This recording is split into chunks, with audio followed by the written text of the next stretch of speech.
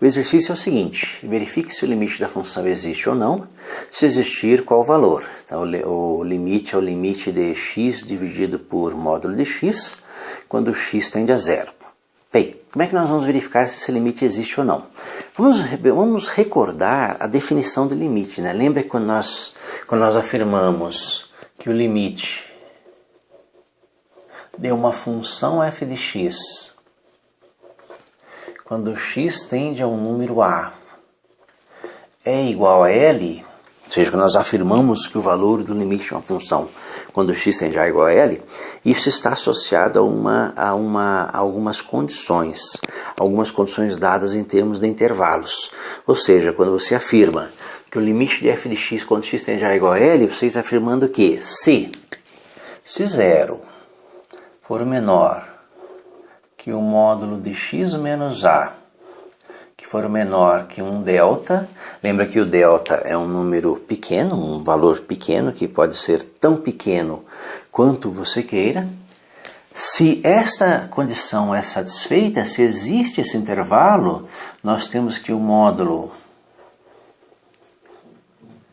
de f de x menos L é menor que epsilon.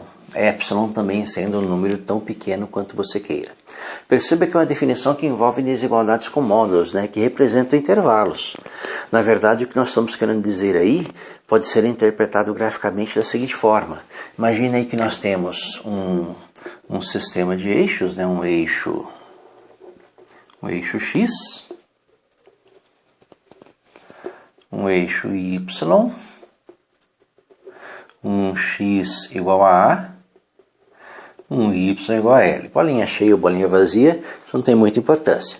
Bem, quando você diz que o módulo de x menos a é menor que delta, você está querendo dizer que se você definir aqui um intervalo com centro em A, ou seja, você pegar aqui um intervalo, imagina uma circunferência aqui com centro em A, e essa circunferência define um intervalo.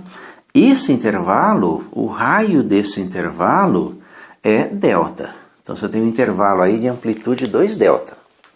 Para esse intervalo, o que nós temos associado a ele? Se existe esse intervalo em torno de A, nós temos que existe também um intervalo em torno de L, no eixo Y. Imagine a mesma coisa, um centro, né, uma circunferência aqui com centro em L.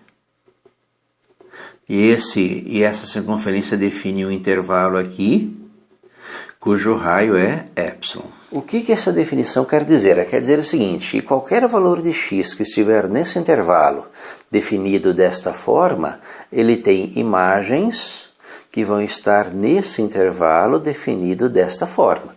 Ou seja, para qualquer valor de x dentro desse intervalo de amplitude 2 delta, nós temos valores de y associados a esses x que estão dentro do intervalo de amplitude 2 epsilon em torno de L.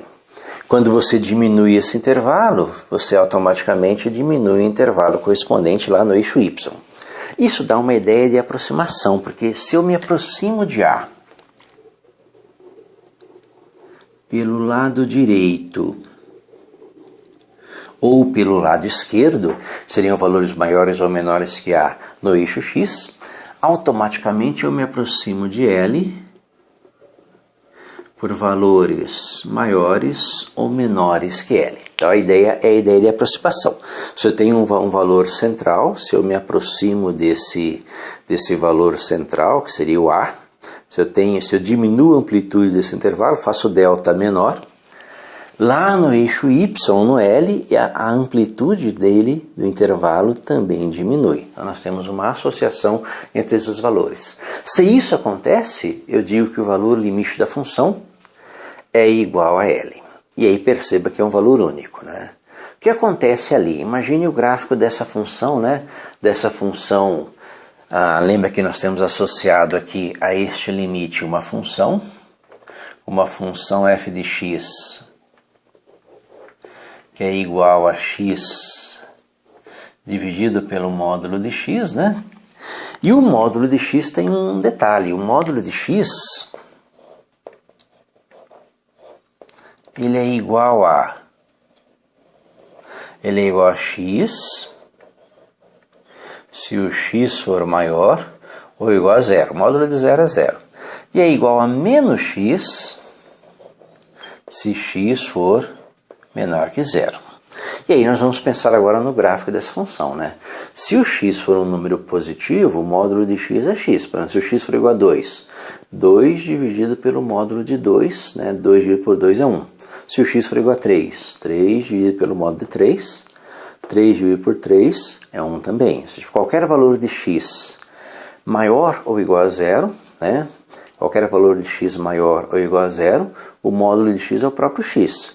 Perceba que nessa função, né, tem um detalhe importante, o x não pode ser zero. O módulo de zero é zero, divisão por zero não existe.